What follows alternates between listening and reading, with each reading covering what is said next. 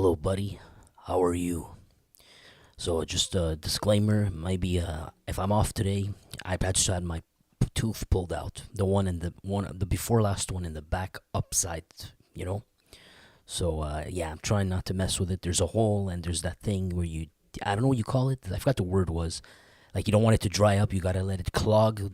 You know the blood has to clog there to protect it, or else you're gonna be in pain for days. I'm a little bit paranoid about that. I'm trying not to move my tongue around that area. So if I'm a little bit weird, that's it. All right. So yeah, let's get into it, guys. Well, I saw several times. No, how could I say this? Well, I guess yeah, several times I've told you what I like. The types of episodes or shows that I like is when we're reading news about something that happened way before, and you may have even forgotten about. Those are the ones that I like. So the reason I like them is because it's a surprise. You get a surprise. You learn something that you did not know. So actually, give me just one moment. I'll be right back with you. My apologies. One sec.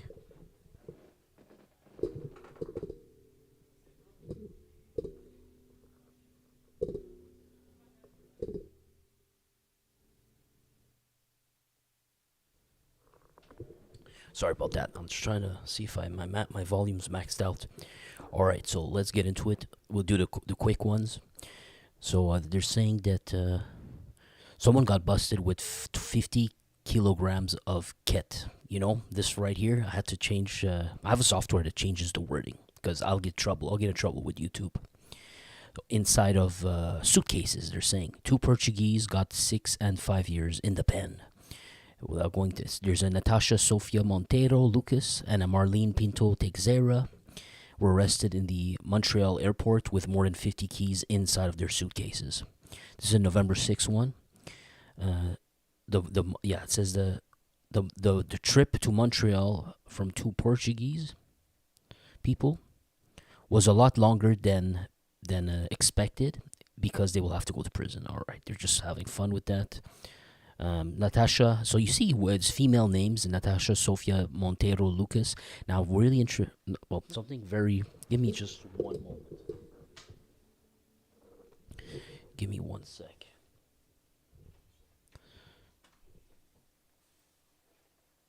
Sorry about that. Okay, yeah. So you remember, like a few years ago, we talked about. Maybe we didn't talk about it actually. It happened before this channel, I believe, but we mentioned it briefly. There was two ladies who were busted. I think they were going on what do you call it, those boat trips, maybe through the Caribbean at a certain point, stopping somewhere. I can't recall 100%. That was a really old, kind of an old story. And I've noted, it was two women being used. So I don't know if this is a repeat pattern here. You got two women, same thing, going on trips. This time to Portugal. I wonder if they probably picked up their stuff in Portugal. Let's see what's going on here. Without going into reading too much, trying to skip, because these are not the main stories. I just want to learn stuff from this. What's up, Anthony? Anthony Serrano. What's up, buddy? So there was two suitcases, and one of them had 25.95 keys. The other one had 25.63 keys of ketamine, basically. They're saying that the street value would be between 1.5 to $3 million. Now, I have absolutely no knowledge previous from reading these stuff about ket. That's something that completely out of it. So interesting. 25 kilos is they're talking about 1.5 to 3 million in unit sales if you do it like piece by piece. And it's analgesic and pain medication or something like that. And I know that they're using this more and more, I believe, for psychological therapy or not. Maybe it's hard to get, but I've been hearing stuff about that. Right, just see 3,000 euros. What is the title for? Natasha Sofia Monteiro Lucas indicated to cops that her friend, I guess the other person who got nabbed, should each receive 3,000 euros, or which is $48.90 Canadian, so $4,890 Canadian, in order to bring the stuff to Canada. So all that risk for $5,000. Do you think it's worth it? $5,000 to sneak something through an airport, commit a federal crime? I think it's horrible. Now, they don't have a criminal background ever before. But it says they recently admitted their sin, and it got 5 to 6 years. Oh, okay. So we don't got any more than that.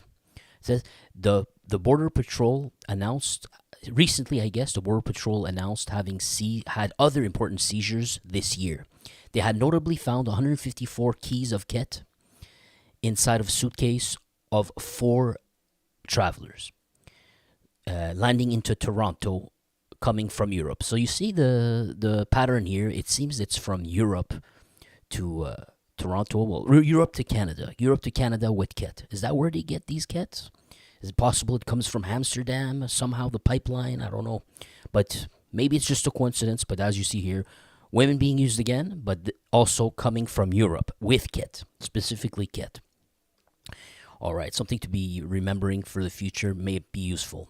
Next one, a gigantic seizure at the airport of Vancouver. For those who don't know, Vancouver is one of the prime stupefire hubs where they bring stuff in and ship stuff out. Ship stuff where? They ship the stuff where it's more expensive. They like Australia. They probably like New Zealand too.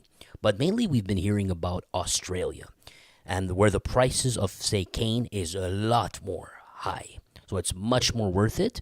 It's not saturated as it is currently here. Here it was never saturated to this level. We're at a historic level of supply, it seems, because of the key of cane, according to these reports, has fallen sharply in the last, 5 to 6 years, maybe 7 or 8, I don't know. But definitely in the last several years. Giving a shout out to Adam Rogers. Give a shout out to Mountain Woman. Give a shout out to Buddy Rowe. I forgot. Thank you, Buddy Rowe. And Buddy Rowe, check this out. We got, so they're saying 560 kilos of stupefires at the Vancouver airport. What stupefier did he get? Now, based off this picture, I'm seeing a load of bricks. Bricks would come in different shapes, in different substances perhaps, but I'm leaning before the cane. Now, the stuff in the middle, I'm leaning more towards the M&M. Just by as far as I could tell from this very small picture, it gives me the shapes of what we usually see in the M&M's busts. The other thing that I'm noticing here is it looks like they're stamped 777.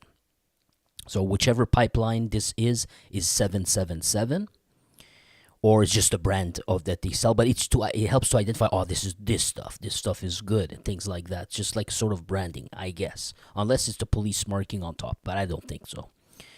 So they got 560 kilos of something at the airport in Vancouver. Now imagine that. That's a big bust. That's huge. And that's the one that they caught. What about all the others? Because, you got to be reasonable here. Bringing stuff in the country. We did hear, remember the stats? They said 90% of it comes through land. 90% of it. Now, I don't know how trustable is that statistic. I'm going to lean on it for now. It seems logical. Because the land one, you have so many cars coming in, you cannot reasonably scan every single one, check every single truck. If they had to do that, it would I guess it would crash our businesses. It will be just too slow. It will cause havoc and mayhem, And you know how they work over here. Profits before everything else. The well-being of human beings, they don't care about that. If they can draw extra blood from you, they will every second of the day, even if it destroys the mental health of everyone. And people don't want to have children in these countries anymore. They don't care about none of that. Just make people rich. The rich get richer. Not you, not me, not everybody else who's actually doing the hard work and tormenting their body and soul. But back to this year. They say that it was hidden inside of merchandise. The agents found 319 cane. There you go, on form of bricks. So this is the cane, the 319 kilos right in front of your face, pal. And 241 kilos of M&Ms. There you go. That's the M&Ms in the middle, right on there. I have no experience with this stuff, as you can tell. But just by reading these articles, checking the photos, I came to that conclusion, and that's from someone who has no clue. So there you go. So it was, the ratio here is a lot. Well, it's a bit more of cane. You could have said half and half, but a little bit like more, say 60-40, cane and M&Ms. You think, they're gonna, man, that's a lot, to have to pass through the airport. How did they look at this? That's a huge amount. Now I'm wondering, did they do it on a single bust? I'm a little bit. I'm shocked that they could pull all this in a single bust, friend. Oh, it's not. Is yeah, but this is the airport. This is fascinating. This bus is actually fascinating. Yeah, yep. This is a single bust. That's it. One of the most important seizures. It's not like over a month and they're showing you the booty, the bounty. This is everything, friend, in one single shot. So I know no one carried all this in one suitcase. I'm I'm I'm interested in when they said inside of a merchandise. That's the only hint that we have.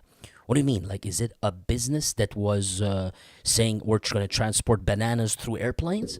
Because it's the airport, right? Usually, those bananas, those merchandise that will go through land. I don't think anyone's going to ship stuff like that through the air. So I'm curious, what kind of merchandise were able to hide this garage-sized load right here? You know, this is pretty interesting. I'd love to know more about this one. Oh, there you go. Actually, look at this. They intercepted a cargo of car. What do you call it? Pieces. You say. I don't know what the word is. Like pieces of cars. You know, like car pieces. You understand what I mean, right? Pieces, parts. There you go. Parts of vehicles. So intercepted a cargo of car parts headed towards Australia. There you go. There we have it, pal. You see how everything lines up together? That's crazy.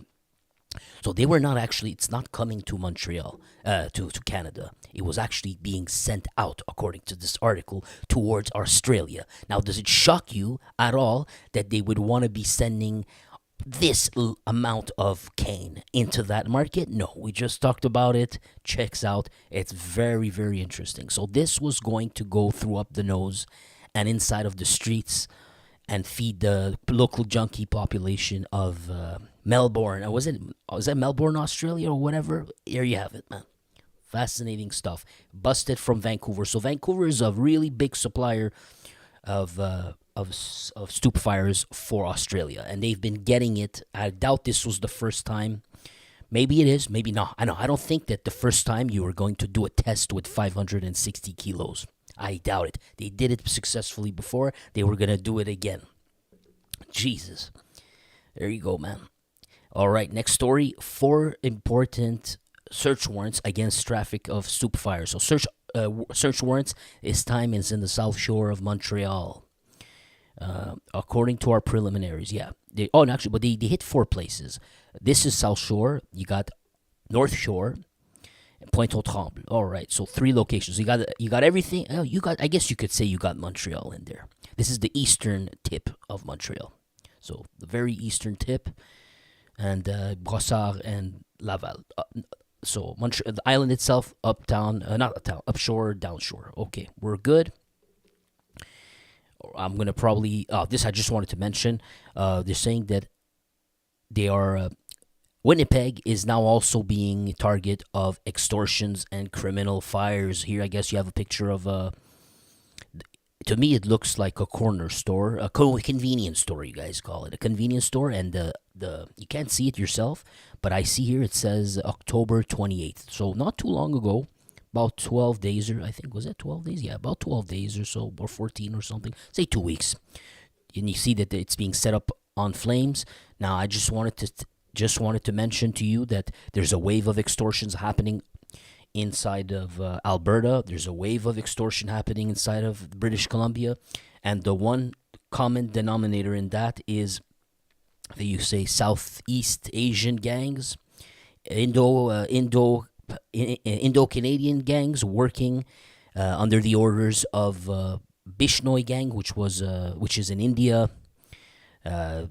So they're masterminding all this and extorting their own community. Now I don't know. Now I'm seeing Winnipeg. It's still a new phenomenon here. I'm leaning towards might be related to all those because, of course, the Indo-Canadian population, their communities.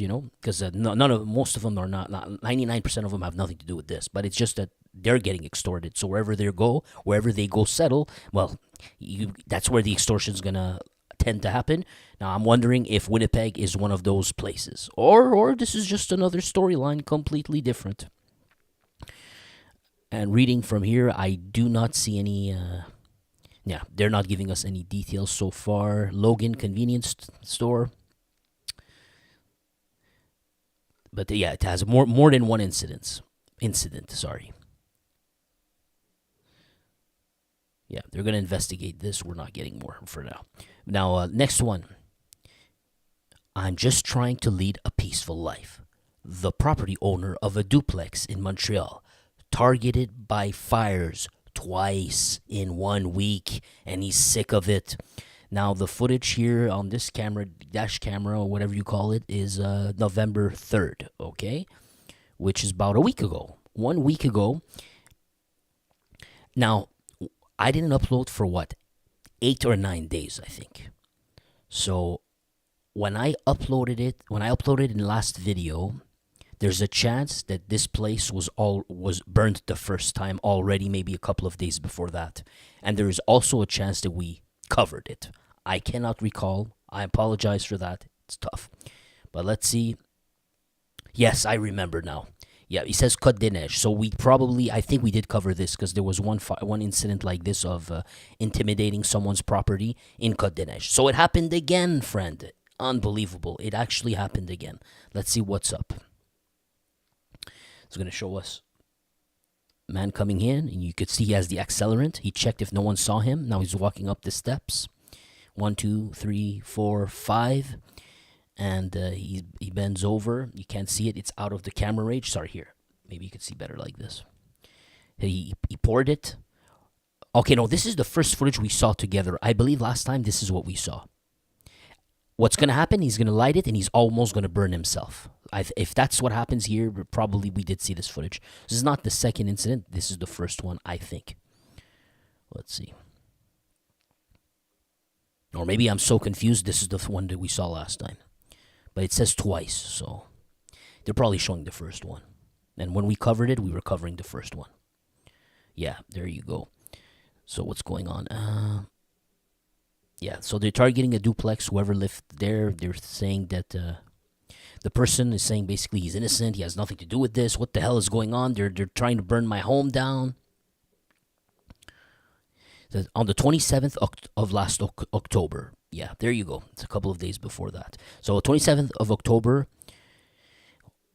exactly 1 week before the second time, Miss Willie, for the first time, was a victim of this criminal fire. Her camera surveillance captured the scene where we could see the victim put fire on the apartment in Côte des Neiges. I feel really bad because I'm wondering if I did something to somebody. I just want to find the answers to all of this, confirms the 50-year-old lady. Her duplex, in which she lives for more than 20 years, has once again been the target of a criminal fire at 1:30 in the a.m. Yeah, this is talking to neighbors. No one was hurt at that moment in that room. Just trying to see if we could get anything extra. You wonder what's happening here. Is this a case of they're targeting someone who lives there, but it's not her? They think they live there and it's not her, but they're not getting the message. They're doing it again. It's really strange, man. Man, that sucks. I think they should do an interview with that person speaking in front of the camera, so it goes on television everywhere. So the guys who see this, they see her face and they realize, wait a sec, that's not even the right person. I think that's what they should do, in my opinion. That's what I feel. But who knows? But I don't know. I'm leaning. I believe in you're innocent. You know, I don't believe this 50-year-old lady. I'm not leaning on that. I think she's innocent, and they're making a big mistake. And what's going on?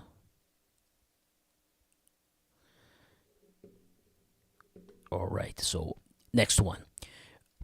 Presence of criminals and employees were selling cane. No permit for 120 days for a bar in Saint-Jérôme.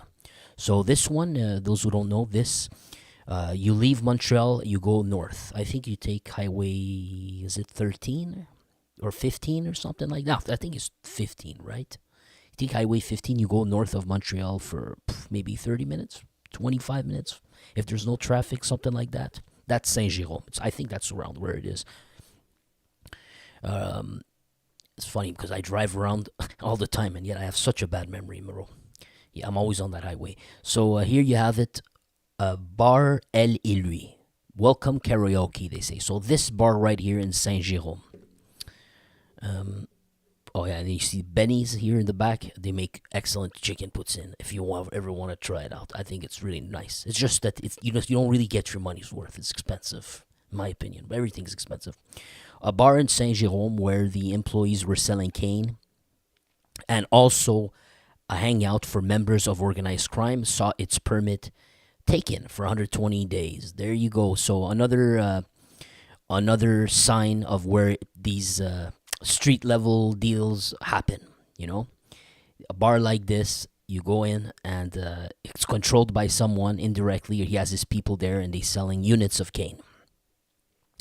And here is they saying that undercover agent was able to buy cane from a person frequenting the bar, and this person who sold them the cane also displayed a fire tool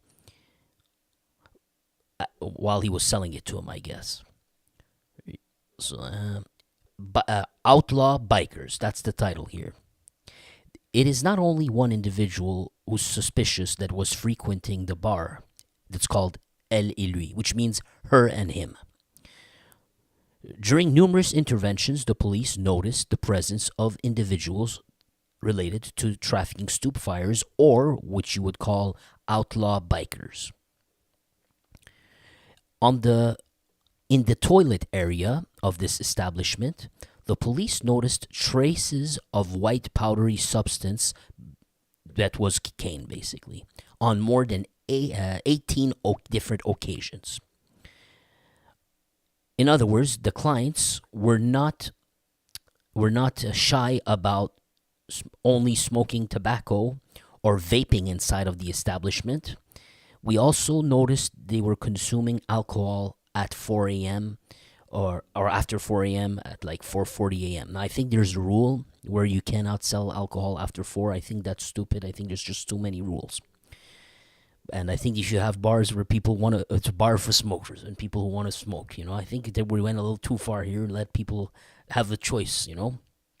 But that's just me. I live from another era when there used to be arcades and people were smoking inside of the arcades. Anyone remember those times? What a great times, Sounds crazy to you guys, but I still remember. And when I was normal, it wasn't a big deal. But converted into a restaurant. The establishment, yeah, I think we're going to skip the rest here. So, yeah, I guess the owner of the, oh, there you go, this was good. The owner of the restaurant, the bar, sorry, Pengeli informed, he's trying to change the image, blah, blah, blah. We're just going to skip this. He accepted to conform to orders that he's such as, banning people, or banning 6 individuals, of which old employees implicated in the traffic of stoop fires inside of the bar. All right. Wait a sec. Oh, yeah, we're good. Next one. Do you remember a couple of years ago we talked about, you remember there was the Montreal Mafia. You have the Sicilian faction. Sorry, the memory is murky. I cover way too many stories, way too many names, way too many storylines, circumstances, and, so I always do my best, but what I tell you, I'll give you in a general sense. It still will pay off. The Sicilian Mafia, I think there was, there's a structure, there's many members, different levels, different roles. The obvious. There was a guy named David Barberio. That guy, they called him, they said, these articles say he was a street captain, my apologies. And there's a point where, there was the second generation mafia wars between if you want to make it interesting and spicy, you could say the Sicilian faction versus the Calabrian faction, and the high name on one side was Rénal Desjardins. They did a drive-by, they tried to kill Rénal Desjardins, it didn't work. And some people used to work for one, and then they suddenly got scared, or understandably, and they switched to another side. And then when they switched, they were targeted to, etc. And then maybe they switched back. It gets murky, it gets complicated like that. Well, David Barberio may have been one of those people, that may have switched from one to the next. Don't quote me on that. It's been too long, but based on my vague memory, I believe that's what it was saying back then, unless it's verified to be false. But I'm pretty generally, comfortable thinking that was what my memory tells me. So he may have been switching aside or something. Well, it came with a price. He was with his kids. I think he brought them to a high school, maybe a high school function or something for that, or maybe he just went out with them. But he was driving back home. He has a house. He parked the car, I think, and the garage door opened or something, and someone came in and tried to off the guy. And he did get touched. He did get touched a few times. Obviously, he's not dead, that you know. And interesting enough, so one bad part is they tried to kill him in front of his kids. That's just wrong, man. But killing is wrong. And but funny enough, there was David Barberio last few months. We found out that he went to a cinema with one of these kids, his own. And I don't know, his kids got into an argument with other kids, whatever, and then allegedly David Barberio may have slapped a kid, or punched a kid, or done something really bad. That you should never do is put your hands on somebody else's kids. Just interestingly, that's something that we read together.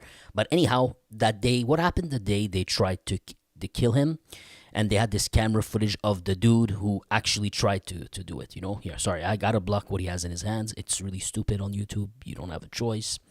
But since we don't see it yet, so this is the guy. He says, attempted offing against a Mafia member, recognized by an officer who had often crossed his path. The scene was filmed on the surveillance cameras of David Barberio. So the cops actually took this It's funny, that actually comes from his camera that he planted in front of his house because he's worried someone's trying to kill him. So this guy's name, I remember him. He's got the paladin name, Gaëns Lee Souverain. Gaëns Lee, the Sovereign, was filmed letting go shots in direction of David Barberio when this one was in front of his garage with his kids. So this happened in Laval in 2021. Remember, I told you that they like to live in Laval. And he got noticed by a surveillance, his own David Barberio's surveillance camera, when the cops were looking at it, and the cop who recognized him. So they had no clue what this man was, but then his picture circulated, and the cop said, "Wait a second, I know this guy," and he remember having stopped him 5 years ago. Let's see where we are at here. Yeah, so his kids at that time were 10 and 14. And Barberio was hit in the abdomen twice. Man, these guys are like, that's really, really crazy to me. How difficult can it be? I'm not saying I don't wish anyone death at all, but I'm saying if you're going to go do something, you're going to hit him in the abdomen. You really didn't accomplish much, You shouldn't have even done it in the first place at that point. For all the risks you took, all of this, to just hit the abdomen and say, "Oh, I'm out, I can't stand it." Well, if you couldn't tolerate it, you shouldn't even done it. But 2 in the abdomen. Not that I wish anybody any pain or anything like that, but it happens a lot on these, where they do it like this. They do such a weird. It's like you wonder if they were. Why did he even do it in the first place? Let's keep going. Then he got on the CRV. So surveillance cameras. I just want to see something. Yeah, we want to figure out if we can learn anything from this. Danny Del Primo says, right next to my house in Laval. Sorry, Danny. You're lucky they didn't think you were Mr. Barberio, Danny. I hope you don't look like him. Just make sure, if he's bald, you're not bald, dude. You make sure of that. You know what I'm saying? If he has a black car, you drive a white car, dude. Sell your car. You better not have the same make and model as him. Surveillance cameras. They captured it. Just see. It says, there was an ex-patroller, Montreal police, who recognized him quickly because he knew him, Gaëns Lee Souverain. 3 years earlier, Sergeant Detective Sébastien Pitre had something to do with him when there was 2 chases on foot in the Montreal North neighborhood. According to him, Souverain had a particular way of running and a strong corpulence. Now, I don't remember what corpulence means. I guess you could just say he had a demeanor, a way of walking, a limp, maybe. In total, he was in contact with Souverain, because he's a patroller, at least 5 different times between 2018 and 2020. Sometimes during long minutes, during the arrests. And the police, look at this bombshell here. The police had even crossed Gaëns-Lee Souverain by pure chance, only 1 hour and 20 minutes after Gaëns-Lee Souverain tried to kill David Barberio. Crazy, man. Imagine that. What the coincidences. He got the pleasure, so he didn't cross, he crossed his path. He recognized Gaëns-Lee Souverain, he saw his face, and he got a refresh in his mind, Gaëns-Lee Souverain had just killed someone, and the cops didn't know yet. But he saw his face, and he saw, oh, that's him. And he got a refresh in his mind. And then he goes to the police station at a certain point. They circulate these pictures, and he says, that's Gaëns-Lee Souverain. That's crazy, man. Oh, man. Dude got busted just like that. That just tells you if you cannot be, you shouldn't be doing any of this. But that just tells you this is a bad idea here. Someone's got to be wearing a mask, It's got to be a form of mask. Just the mask could have changed everything for this man right here. So where are we? Yeah, he's found guilty. And he's saying, wait a second. You guys described the suspect as 5'8". How could it be me? I'm 6'6". Or maybe whatever he's saying. Just he might be 6. He might actually be 5'8", and they say he's 6'6". I'm not too clear how they're wording this, but you get the drift. He's trying to contest the size. He says, "Yo, according to your description, it can't be me," etc. So David Barberio was not in the court when the proceedings were happening. Okay, because he was behind bars, attending his own process with 4 other accomplices, Montreal Mafia members, for the murder of Charles-Olivier Boucher-Savard that happened in 2021. So the guy who's tried to kill David Barberio, he's in jail. He was having a court date. David Barberio couldn't show up because he himself has to go to court for a murder that he was part of, it says. Yeah, that's it. In the anti-mafia operation that happened this summer, we know that. All right, that story's gone. We get to the more main stories here. Let's see what this is about. The Catholic Church promises to remove the enormous monument of the Hells Angels in their cemetery. Yeah, that's actually interesting. I always thought about, you're a Catholic Church, talking about heaven, and you hate Satan, the devil, and all that. You're the enemy of Satan. But how could you allow monument for people who call themselves the Hells Angels? Let's see. They want to remove it now. Let's see what they give us. Sorry about that. I just got to I don't have the same volume level as you, so I don't want to blow up your ears. On va se parler du cimetière de Saint-Basile-le-Grand sur la rive sud de Montréal. So it's in the south shore of Montreal, guys, the cemetery. Où plusieurs personnes ont fait le saut en voyant apparaître un énorme monument au cœur du cimetière aux couleurs des Hells Angels. So the Hells Angels cemetery, it shocked people. Vous le voyez les images derrière l'église, un monument beaucoup plus gros là, que la moyenne.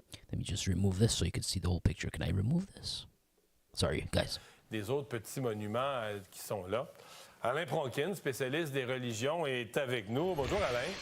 Oui, bonjour Mario. Des questions de base, là. Qui gère un cimetière?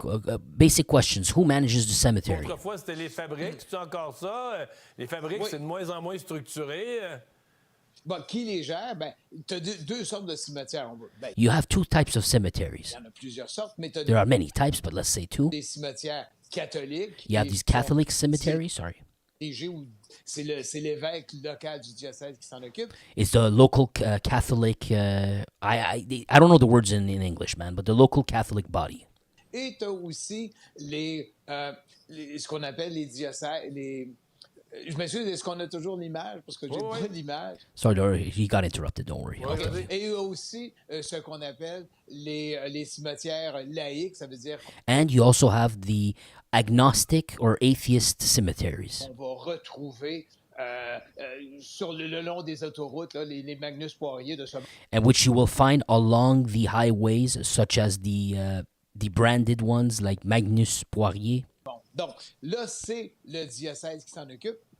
Dans le So in this case, this cemetery is the first type, the Catholic controlled cemetery. cas précis, ceux qui ont signé le contrat avec le diocèse Now, to get into the point, the ones who signed the contract with the Catholic Church pour avoir l'espace, to have the space, c'est, on les appelle les princes de l'autoroute. we call them, the people who signed to have the rights to, I guess, exploit this, we call them the princes of the highway. Don't ask me, I have no clue where this is going.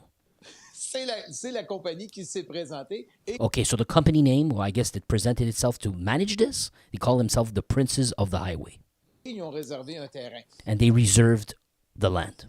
Et là, Parce dans que techniquement, Alain, tout le monde peut réserver un terrain pour enterrer ses défunts. Oui. Là. So technically, anyone can reserve a land in order to bury his people, right?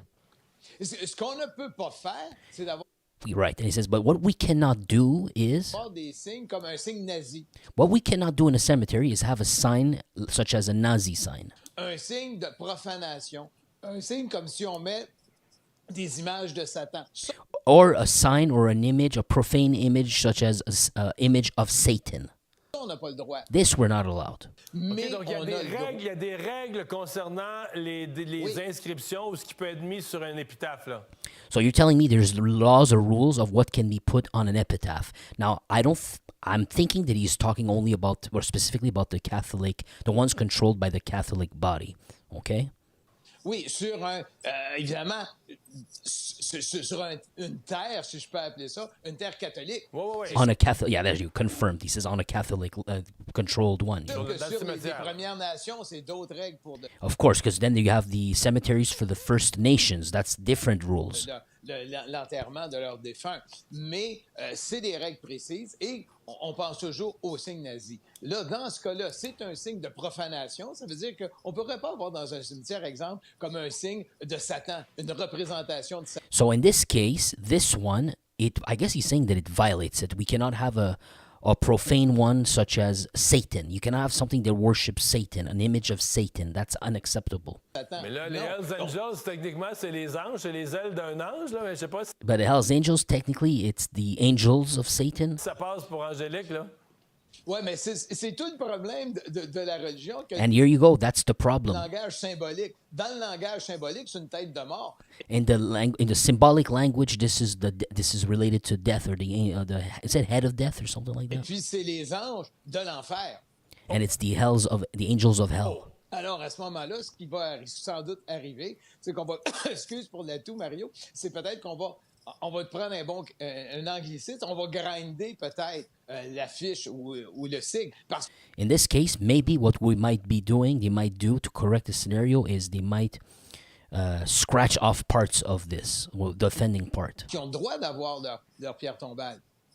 C'est le problème. They're allowed to have they're allowed to have a stone there. They're allowed to have the body there. But where the problem lies Il est au niveau de la représentation is in the representation. qu'il y a dessus. Parce que normalement, dans un cimetière, qu'est-ce qu'on trouve? On trouve des pierres tombales avec le nom du défunt, son année de décès, son année de mort. Dans certains cas, tu vas retrouver des motocyclettes. Parce que des gens aimaient la motocyclette, on va graver une motocyclette, mais on n'aura pas un signe des Hells Angels. There you go. He says in lots of cases with bikers and things like that, they might have something like a motorcycle there, an image of a motorcycle, things like that. We never have a problem with that. But this symbol goes against the church, basically. Qui est un signe, puis le pape l'avait dénoncé 2 fois. Il parlait évidemment de la mafia, qui sont d'une culture de la mort. Quand c'est une culture It says even the Pope denounced this type of stuff, like Hell's Angels or Mafia stuff. It says it's related to death. De la mort, ça devrait être l'excommunication. Donc, est-ce qu'on est dans un cas de culture de la mort, de la culture de la So, violence, are we here in a culture of death, a culture of violence? qui sont des cultures qui vont à l'encontre des rites catholiques? Is this something that goes against the rituals of the Catholics? Mais Oui, c'est mais là, vraiment... une fois décédé, là, on ne sait pas, là, il a pu expier ses fautes sur son lit de mort, se confesser. Oui. Non, mais tous les défunts ont droit au pardon avant d'aller, je Oui. ne sais pas, moi, avant, Oui, ça, d'être avant le décès, là. Oui, parce qu'il y a un comité du Vatican sur la question de la mafia et le repentir existe. Mais là, on ne parle pas de repentir, on parle d'un signe qui va notamment contre toutes les valeurs de l'Église. C'est ça qui est important. C'est pas un signe qui est en faveur des valeurs. Parce que quand on va dans le cimetière, l'Église va dire, ben écoutez, on espère que vous allez ressusciter, vous allez aller au ciel, pas en enfer. C'est ça qui est le but. Donc, on s'attaque directement aux valeurs. Mais on parle ici d'un cimetière catholique. On parle pas d'un... All right, just repeating the same stuff. We're going to see if we can get anything more out of this. Yeah, repeating what we just read. Okay, next story. The attempt against Leonardo Rizzuto. Now, funny enough, what a coincidence. When they tried to, I have, by the way, those who didn't check it out, there's a video on that tells the story in a more entertaining way on that day, what happened. Check the channel. It's the storytelling episodes. There's an episode on that day, that famous day with Del Balzo's guys going to grab the car and then using the car to come do the hit, etc. While Del Balzo was on a vacation somewhere else to make it look like he had nothing to do with it. Anyways, what a coincidence, by the way, with what we just read with cemeteries. When Leonardo Rizzuto was on the highway and then they tried to kill him, and then he drove and he escaped. Well, he parked his car and it was near a highway. By the way, remember the other guy had the company's name? Was it something about highways, Masters of Highways, or whatever? He said that there's two types of cemeteries. Well, he does two main ones. Is going to be controlled by the Catholics and the controlled by the agnostic atheists. And he said that I think the agnostic atheists specifically, there's a tendency, or it happens a lot. The cemeteries are near highways, along highways, or something like that. You remember? What a coincidence when the man Rizzuto was escaping those bullets, and he actually dialed the cops. He actually ran inside of a cemetery because he was near the highway. I think he escaped on Highway 13, or was it 440? One or the other. And then he ran, and it may have even been a Magnus Poirier. May have been a Magnus Poirier, or was it Yves? There's another one. There's like two that always pop up. But he ran inside of a cemetery funeral place, and he asked them to please call the cops quickly, you know? What a coincidence, huh? It's like, I love when this type of stuff happens. You learn something, and then you get to notice previous story, and it adds to the lore, you know? But what is this article about? He's saying the chauffeur says he ignored the plans of his accomplice. So I remember the shooter was Brown Rock. He's in prison right now. Brown Rock was Del Balzo's friends. There's a picture of him at Del Balzo's funeral. There's also video camera surveillance of him grabbing the keys and picking up the car that Del Balzo himself rented from that dealership place. So Mr. Brown Rock, he had a chauffeur. So he didn't do the whole thing himself. There's a getaway driver often, and here it is. So I guess they caught the getaway driver, and they're saying that the getaway driver ignored the plans of his accomplice. Interesting, isn't it? So you drive, your friend will hang out with you. He'll be in a luxury vehicle that you may have never driven before, and he's not going to tell you what he's about to do, and that you're going to be driving like a maniac to avoid the red lights or whatever to get out of the scene. He won't explain nothing to you. He'll give you the keys to a Porsche Macan, and you're just going to say yeah, and he's not even going to take the chance to explain to you what you need to do in order for him to get away from all this. He's going to keep you under the dark the whole way, because that will increase his chances of successfully escaping. You know, that doesn't make sense to me. But he's going with that line. He's going with that one. Oh, you go. Autoroute 440 in Laval. Yeah, there you go.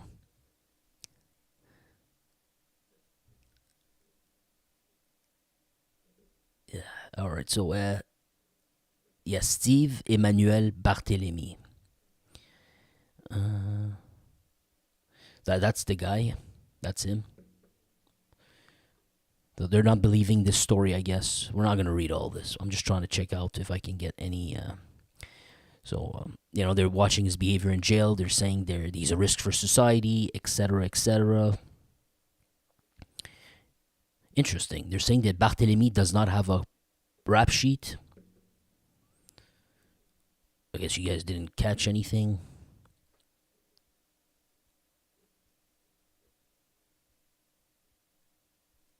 Oh, look at this. They're saying that inside of prison, he put his mattress to the door, his cell. He blocked the door of his cell. And then, the whole point of that, I'm not too sure, but I think they're saying he was trying to stop them from arriving or not seeing through the peephole, maybe, that he was trying to receive a package by drone. So you remember that? Packages by drone sent to Quebec prisons. Nothing new here.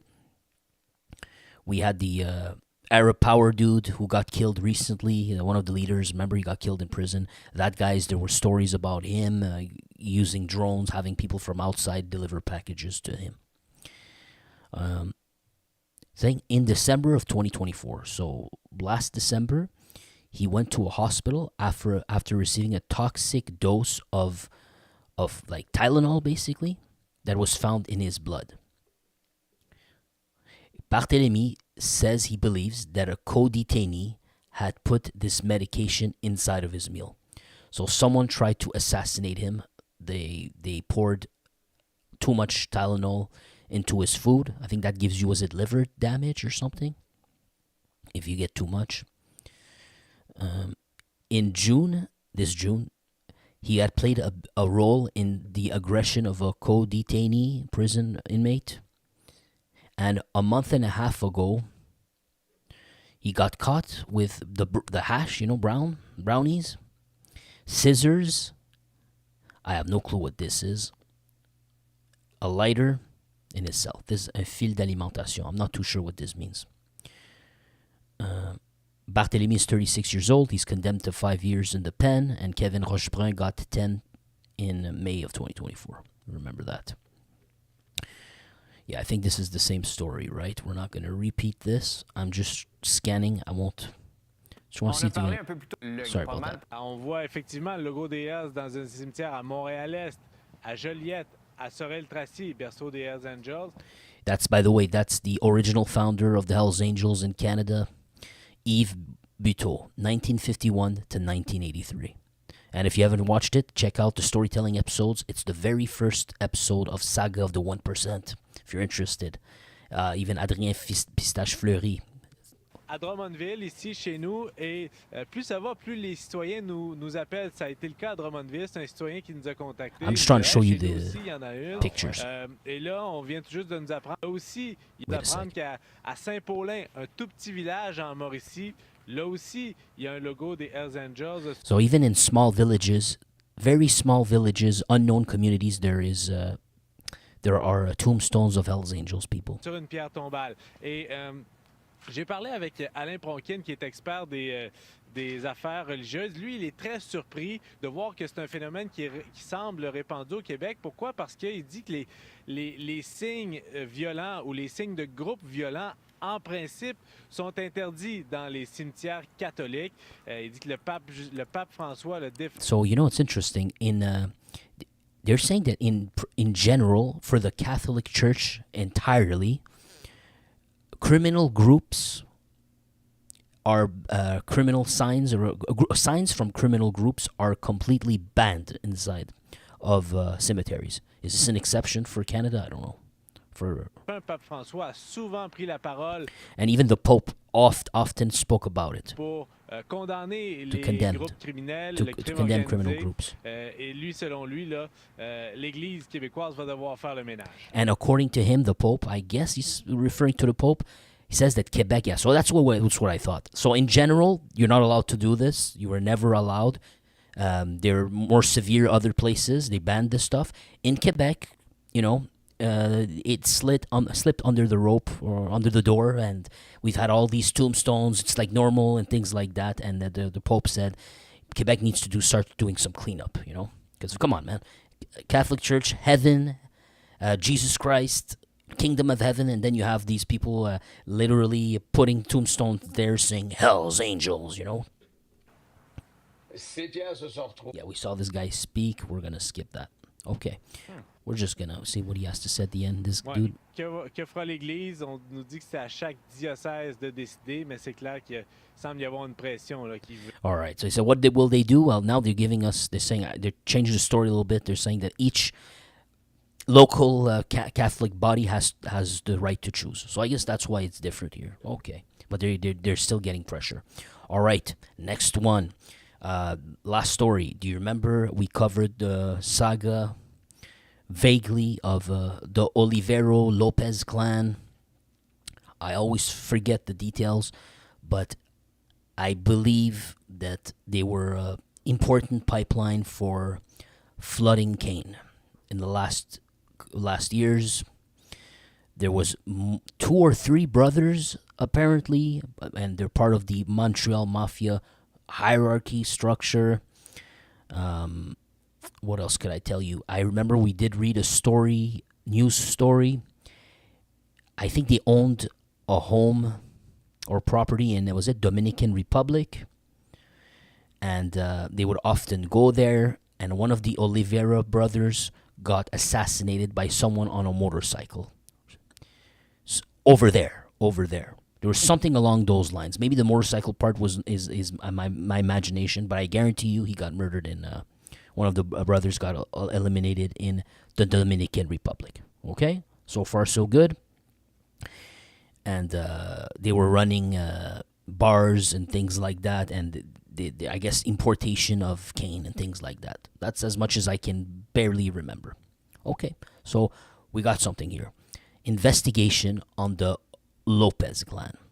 One single bar would have generated $3.3 million per year thanks to stoop fires and illegal gambling. There you go. So I guess this is one of the bars. I do see, I wonder if it's the cops who broke in, or was there was it firebombed or something? Or someone threw a brick at it? I don't know. But that's the picture I have in the front. The police of the RCMP search warrant against Lily's Bar in Fleury Est in Montreal. This was 26th March 2024. I do not recall this one. The quote here is, "There's nothing to do here except drink, sniff, and gamble."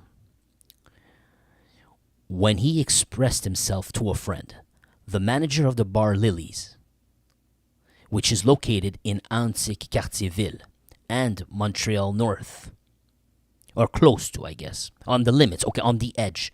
So the edges of Cartierville and Montreal North. As he was expressing himself to a friend, he was far from doubting that he was being listened to by one of the most important anti-mafia operations led by the RCMP. The investigation, baptized Chrome, was targeting, and is still targeting, a clan of the Montreal Mafia, the Lopez family, established for decades in the northeast of Montreal, where he always led his operations with discretion. Even if the suspects were not yet accused, La Presse, this newspaper, obtained a copy of hundreds of pages of declarations under sermon that support the warrants, justify the warrants. In them we learn notably that Lily's, the bar, situated in Fleury East Street, would have made $3.3 million of revenue per year only with the traffic of stoop fires and illegal gambling.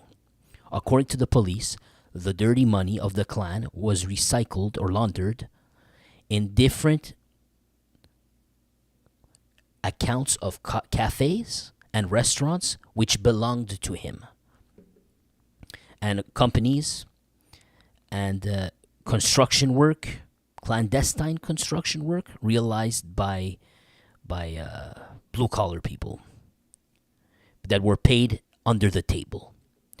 In 2023 and 2024, the RCMP used double agent that have patiently established links or gained confidence. How do you say this?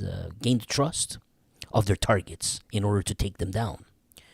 During numerous months, the double agents bought cane at Lily's bar with marked bills.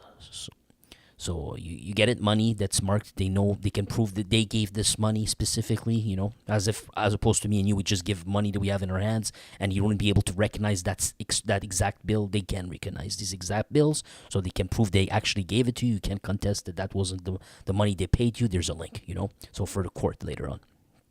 So for many months they did that. The double agents bought cane from these guys at that bar, right? And paid with those marked bills. And others, I guess other double agents, went to that bar and they played Keno, they played blackjack on tens of different devices, illegal devices. And they used marked bills again. But the establishment was not only spied from the inside. It was also being spied from the outside. Now, the title here is Vacations That Ended Badly. So the let's say the police squads, I'm just trying to skip reading all this part, who they are, etc. They're part of the RCMP, observed between the 10th of July 2023 and 25th of January 2025. Nice. So this is fresh, guys. This is actually fresh. These are observation, so as this channel was running, we were waiting for news. This was happening, guys. Between the 10th of July 2023 to this January 2025, they observed 4,230 people entering the bar using the back door, and 2,150 of them stayed for at least 10 minutes. Now, I had an uncle who used to go to something like this, back then, but he was an addict of gambling and it didn't turn well. The 3rd of February 2023, the chief presumed of the clan, Franco Lopez, came back from the Dominican Republic where his family has properties. And the police effected, against his will, a search of his cell phone, as he arrived at the airport of Montreal. Inside of that device, the cell phone, they copied photos that he took, which showed photos of stacks of money and written down accounting information. So I guess Mr. Oliveira, when he went to Dominican Republic, for some reason, maybe some of you can explain it. It seems rather obvious, but I'd like to have more details. But I don't know. He went to Dominican Republic and he took pictures of money, perhaps, or maybe he already had those pictures on his phone. But he took pictures of his own money. He took pictures. He wrote notes down on pieces of paper, and just in case, he took pictures of them. And the cops, so basically when he landed when he came back from Dominican Republic, the police were ready. They set a trap so they could grab his phone and capture him at a moment of weakness, and they got these photos. And then the cops, they copied these photos into their own databases. And here's the photos in front of your face, the stacks of cash. There's 5,000 written. I guess it's the cops who did this. This might be a copy from the cops. I don't think Mr. Oliveira used bitmap, what do you call it? Photoshop, and photoshopped himself writing with his own hand 5,000. I think it's the cops who printed this picture, and then they wrote this amount here is $5,000. And then they did this. Or maybe not. Maybe it's just something looks weird. This one might actually be Mr. Oliveira himself, who used those sticky notes posted on top of each stack of bill. He's saying that this one has 5,000. What does the other one say they have? I cannot tell. He may have not used markers.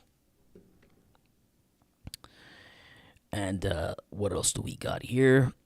Let's continue. Yeah, okay, so...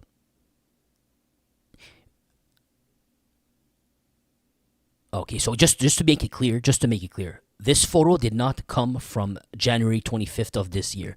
It came on February of 2023. So about 2 years ago, okay? Just to be clear. These are 2023 pictures. Now, by combining all the knowledge the police had, such as by these pictures, by his trips, stuff like that, putting it all together is what I'm saying. By putting this all together, and also with they're saying with wiretaps,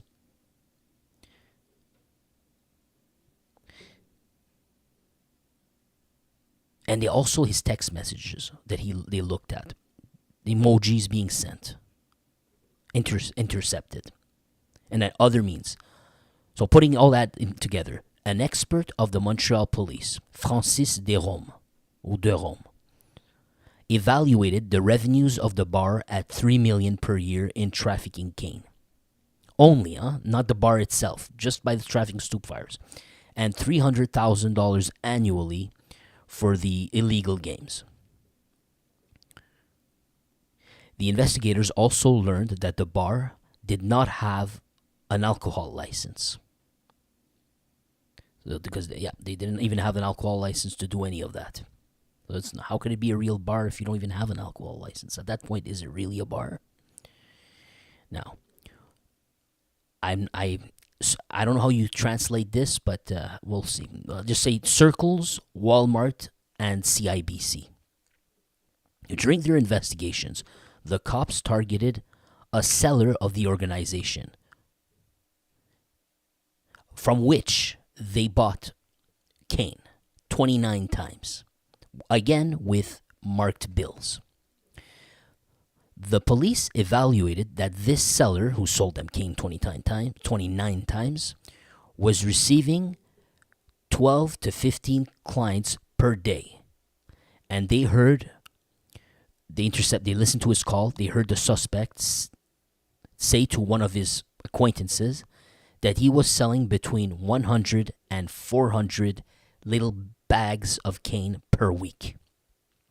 Just to remind you that one little bag, the smallest one, is probably like 100 or 125, maybe even $150.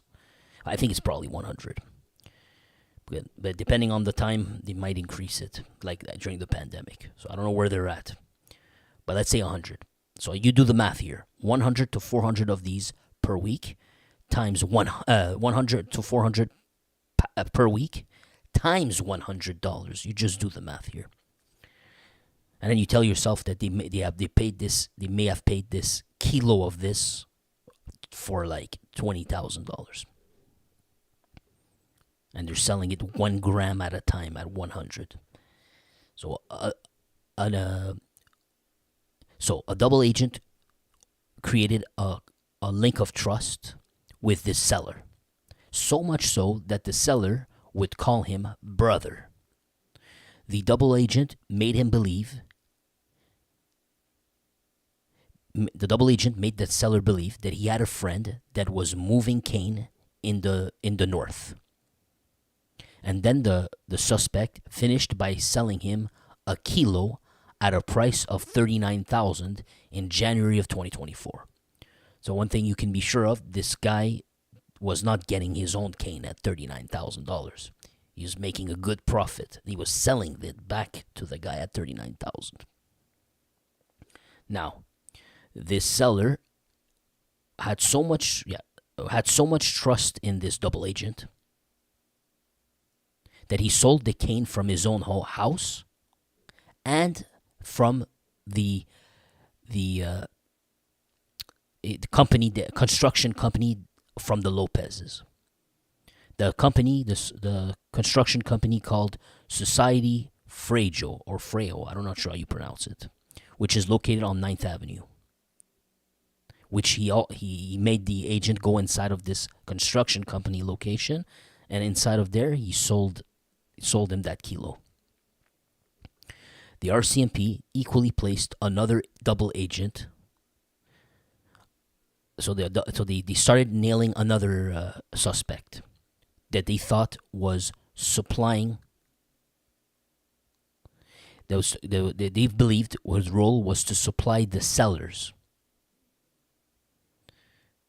and to and to provide them circles. So these are the circles basically,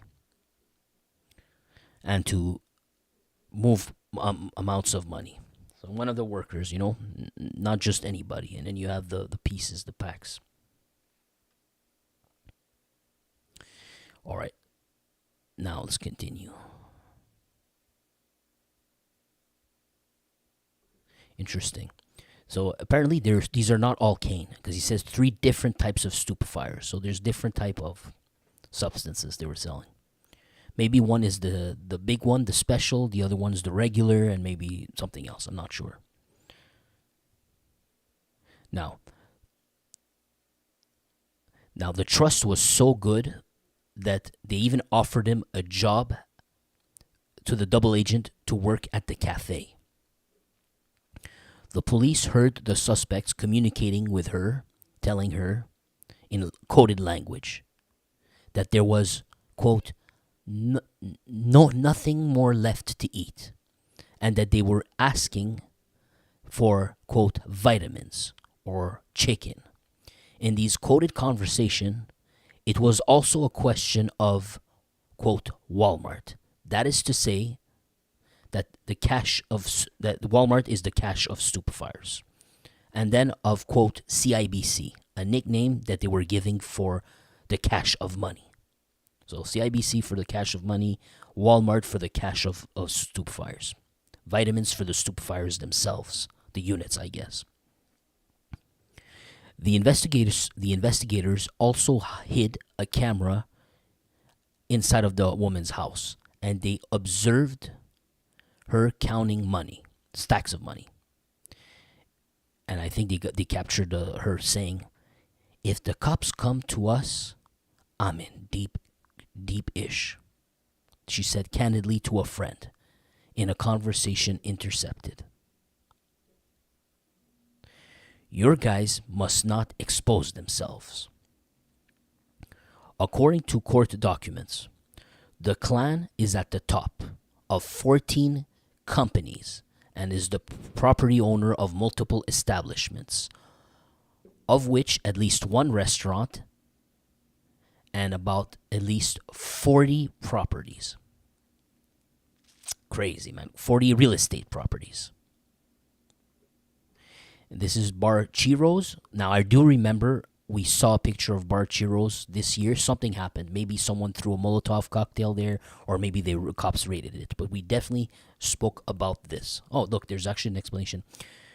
Bar Chiro's, another establishment of the family that was targeted by searches in September 26th of 2025. There you go.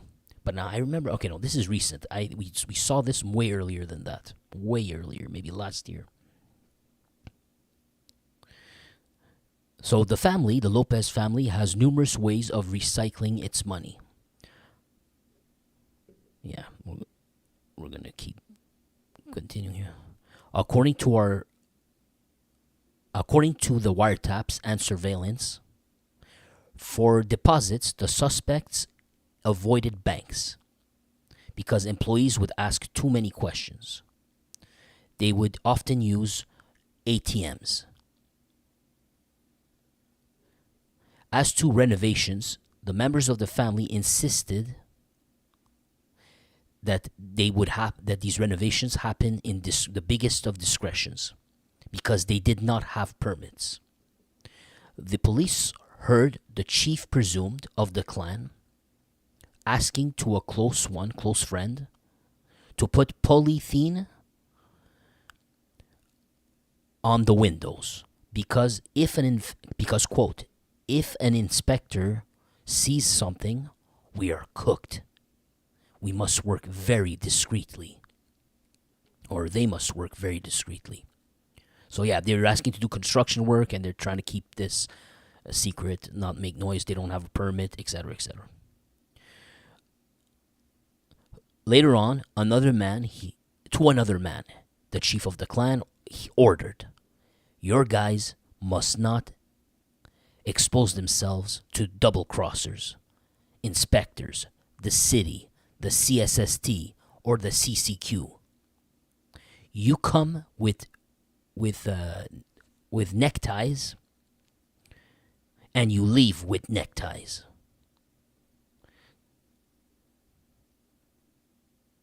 Now, in one of the stories,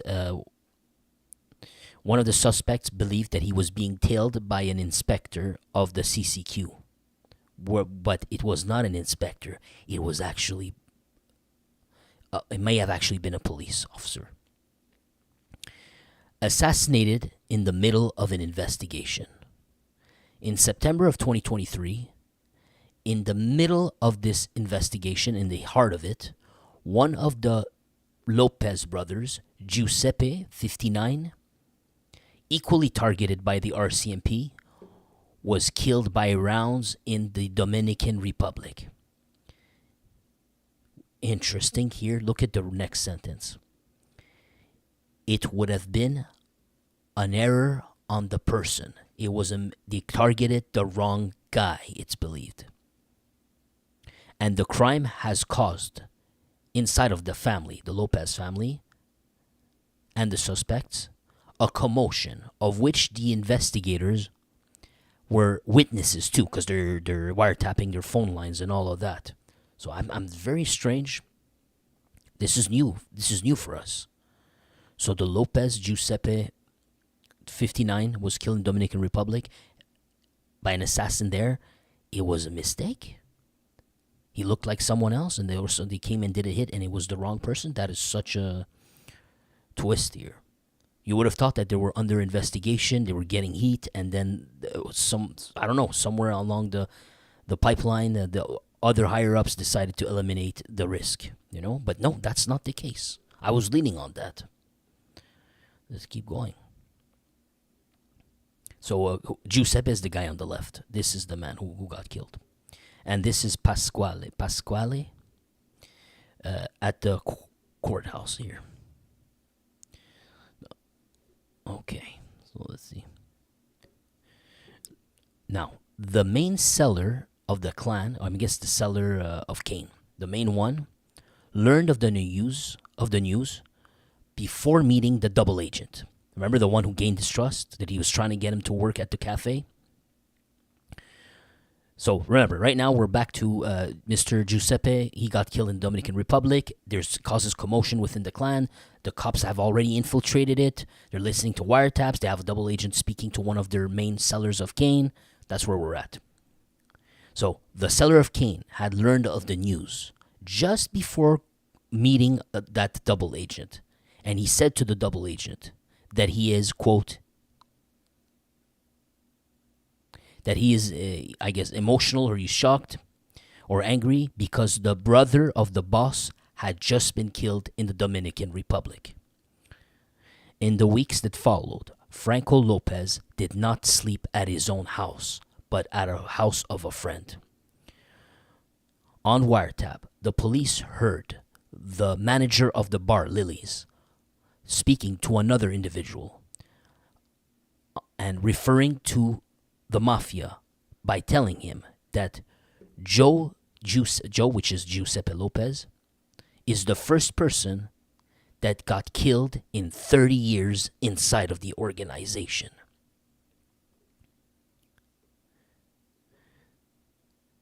Marked bills inside of the suspects' home. On the 26th of March 2024, the investigators Umeco had done searches inside of residences and cafe, of which one is the Lilies and the construction company Frejo. Remember where he sold the cane to that double agent, the Kilo? I guess that's the one we may have covered before, but there was no details. And when they did that search, they found $145,000 in cash, and among them 38 bills that were marked by the police. Franco Lopez and several individuals were arrested but released while waiting for court. Until now, the suspects have no accusations on them. and the information obtained by this document. So all this data that we've been reading about, I'm translating to you word for word, so you don't miss a beat. Apparently, because probably you may have forgotten, this was, I guess, information obtained by la presse. It's not common knowledge. They went inside of the court documents, whatever, and they got this out, But so far, they're saying that no accusations is pending at this moment. So this information has not been tested in court yet, And the judge has ordered the blockage of 6 real estate properties belonging to the Lopez family, and these 6 properties alone are worth a bit over $7 million, which is probably nothing. Imagine, it's got to be nothing. If they said 30 years and we just counted 3 million this in a year, right? That's what we counted. That was just one restaurant, one bar. Remember, a single one, and it wasn't even the bar itself. It was just the stupefra trafficking part with a little bit of gambling on one single bar, one single one. And they just told you they operated for 30 years. You think greedy people didn't expand beyond one? Way more. Now, in autumn of 2015, the Lopez brothers were arrested. That was a decade ago. They were arrested and accused of trafficking cane in Operation Mago Mastiff. So Operation Mago Mastiff is become larger than I thought. Mago Mastiff for us, it goes to Gregory Woolley, Leonardo Rizzuto, and Salvatore Cazzetta, the Hells Angels. That was the operation where they busted all 3 of them. That was the last super major one. In 2015, it was the first time that we got Leonardo Rizzuto getting busted in, after his father's death and all that. And that was the biggest storyline for us. We covered it many, many times. That was around the era where Gregory Woolley was reuniting the street gangs. He wanted to take over, but look how it blew up in his face. Gregory Woolley's dead, and now there's the price of cane dropped because there's just so many of them that are saying, screw that, I'm getting in. The price is so low, we can afford it. And so many different gangs are now contesting, and now it's it's hell on them. It's like Gotham City. But interesting enough, that was not the only part of that storyline. You can actually add the Lopez brothers inside of that storyline. They also got mentioned in Mago Mastiff operation. Interesting. Maybe I knew that, but I completely forgot because I got zoned in on the main one, Gregory Woolley and the Hells Angels and Leonardo Rizzuto. All right, that's it for today, man. That was a long one. Not the longest that we've done, but there was a lot of very interesting information, and I did skip some. I will not skip some of these, but the ones that I do in the beginning that are unrelated to the main stories but still help us, we collect data. Trust me, I've skipped some. So in order for us to get enough time to do all this. So thank you so much for being here. I appreciate it. I want to say thank you to Mountain Woman for helping me out. I just noticed. I appreciate that. So yes, exactly. It really helps me out. If you enjoy what I'm doing here, translating this for you, all this news stuff, all these happen in a French province. If you don't understand French, you're out of luck. You wouldn't even know what's happening inside of Canada. And you can't say that Quebec is a small little part of Canada, But if you've been following the channel for a while, you know how big this is. So imagine if someone never translated for you. You wouldn't even have all those other channels popping up right now. They saw your boy doing it, and they saw that there's a lot of heavy stuff happening in Quebec, and they jumped in, and we're all trying to get you something. But they have to use ChatGPT and hope for the best. What I'm doing is I actually recognize some of these street names. I know these cities. I know these towns. I live here. I know how the people think. I know the language. I know the lore. I've been reading this for myself. So I'm translating this word for word and helping you know what you need to know, And so you don't miss anything. And yeah, it could be long, but I make sure you don't miss a single detail. So it's as if you had read this yourself, but you're not praying, because those AI stuff, they can hallucinate. And they cannot understand the subtleties of expression. They cannot give you the subtleties of how people think, the people who are here. They can't give you the lore. And that's what people are going to rely on. But I translate them for word for you. If it's for this channel's for more of the hardcore people who really want it raw, want this stuff raw, authentic. And that's it. My pleasure to do that for you, though. Thank you for being here. If you enjoyed it, all I ask is hit the like button. And if you're going to watch my videos, subscribe, help me to continue. And if you really want to help out, click the join button and become a member. There is no benefit. It's only to say to help me out. It's a donation. If you want to help me out, the only way, because YouTube really doesn't. I think I made $1 yesterday for all my videos. Was it what now? 3 years or 4 years combined? That's what this effort amounts to, And yeah, I'd really appreciate it. You can help me out. But other than that, you can also use Buy Me Coffee like Buddy Rowe did. I appreciate it. Thank you so much, Buddy Rowe. The Buy Me Coffee is even better. It doesn't. Nothing goes to YouTube at all. They don't take a percentage. I get whatever you give me. Any amount helps. I appreciate it. But if you join the memberships, it's way easier for you. You just click one button here. You already have YouTube. You already are YouTube subscription, whatever it's called. You already have that, so you don't have to sign up for anything. It's already there. Way easier. Whichever you like. Thanks a lot, and giving a shout out. The shout out. Other channels, they say, if you join, I will give you shout outs and I'll name your name. I don't do that. I give shout out to everyone who's in the chat. Anyone I can find, it's there. I'm gonna give you a shout out. We got Anthony Serrano. Thank you, Anthony. Shout out to Anthony Serrano. And Anthony, I appreciate you. Shout out to Adam's Family Rogers. Thank you, Adam Rogers. Mountain Woman, I appreciate it a lot. Mountain Woman's been helping me out today. It means a lot. Thanks a lot. We got Peso Queso. Hola, senor. How are you, buddy? And we got Sheriff of YouTube. Salut, les amis. Salut à toi. We got Danny Del Primo. What's up, Danny? Oh, yeah, Middleman, Middleman. He used to call himself Monkey in the Middle. I just had no heart to call you a monkey, bro. So I called him Man in the Middle, And then he ran along. He ran with it, I appreciate it. Man in the Middle, been here one of the first early days for a long time. He helped me out a lot for a very long time, I really appreciate it. Man in the Middle. Thank you so much for all those months, buddy. You did more than you should, and I appreciate that, man. And Max the Youth, same for Max the Youth. Max the Youth helped me out for many months. I'm entirely grateful, more than I deserve. Thanks a lot, Max. And where are we? Triple N, what's up? Means fat, by the way. Corpulent means fat, by the way. Oh, thanks, man. Thank you. I appreciate it, man. I'm not gonna remember. Most of the words I ask you guys, except this one, I never knew this word. But a lot of time, I'll say, oh, that's what it means. And then it's gone it's one ear, it's gone after that. So don't be shocked if I read corpulent in 3 months and I say, yeah, someone told me what it means. And I won't remember. And we got Music Brazilian. Thank you, Music Brazilian. Also, I appreciate you, Music Brazilian. Feedback Fred. Oh, boy, Feedback Fred. Il est là depuis longtemps. He's here from a very long time, this guy. Feedback Fred is also one of the first. I'll never forget, We got Feedback Fred, always giving that feedback, I appreciate the nice kind of feedback, though, The nice one. We got Chattin' with Stacks show. Yes, his name is Stacks, but he has a show called Chattin' with Stacks.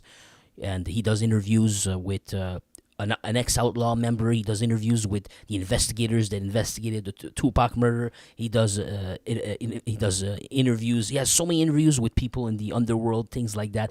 In America, they have a huge underworld there, all that stuff. Mafia members, ex-mafia members, etc.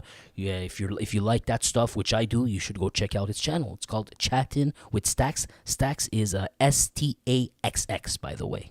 Okay? Chatting with Stacks. XX Stacks. Got it? Good.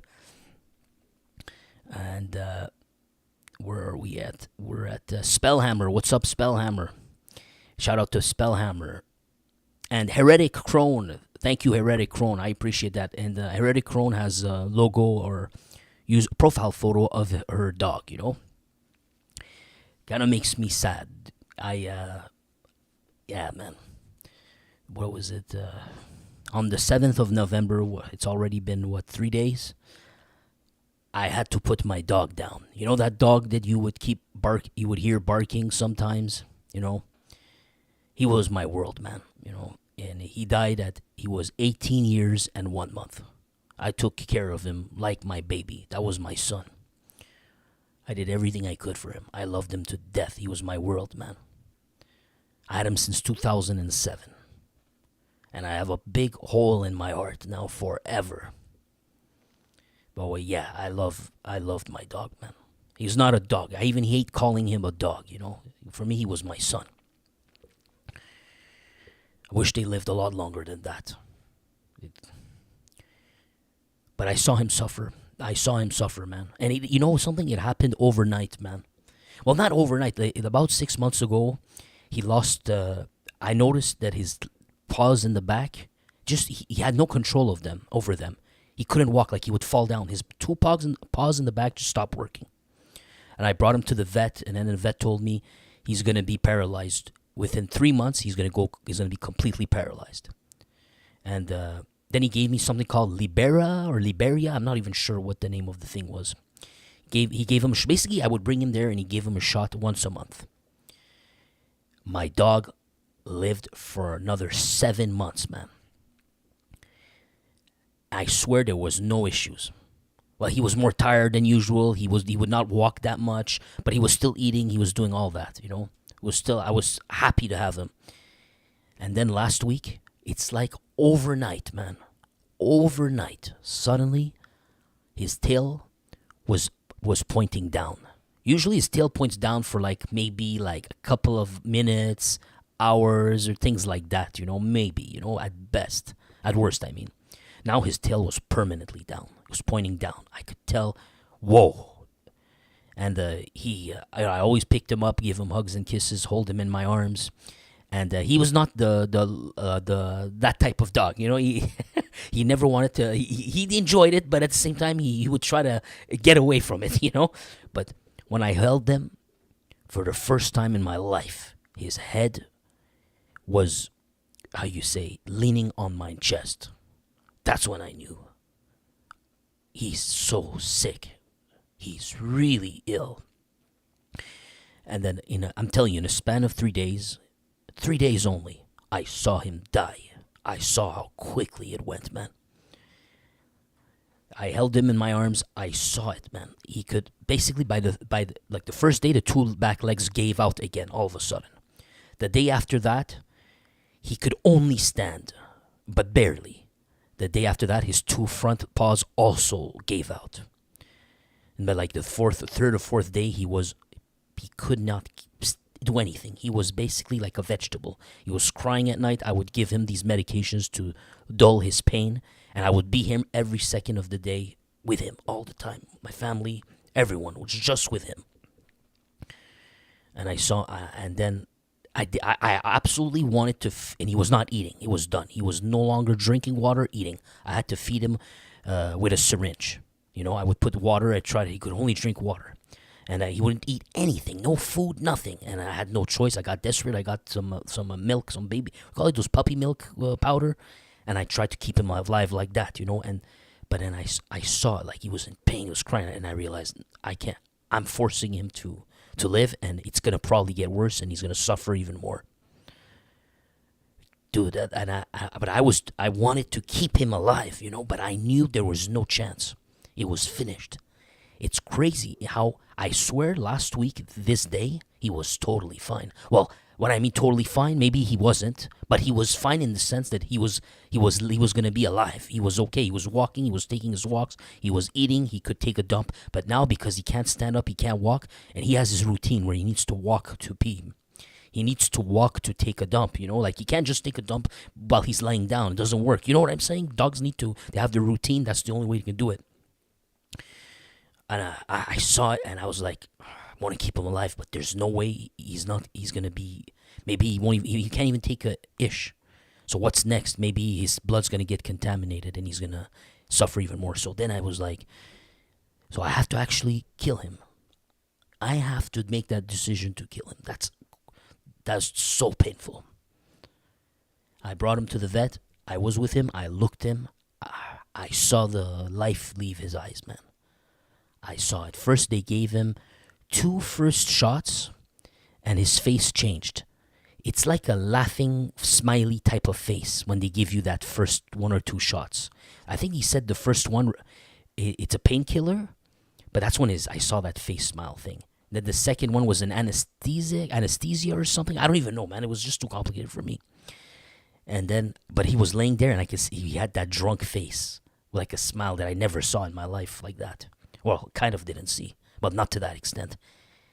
And I saw it, and then she came, and she put the last 2, the killing shots. I saw the life leaving his face. I saw it. I was there. I saw it the moment. It was 10:32 a.m.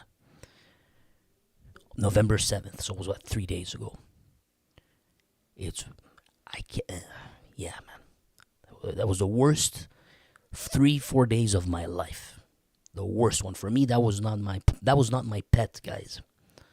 You know, I know some people who don't have animals, they'll never understand it. You know, they'll never understand. It was not a pet to me. You know, it was not like a goldfish that I'm keeping in a bowl. That was my son.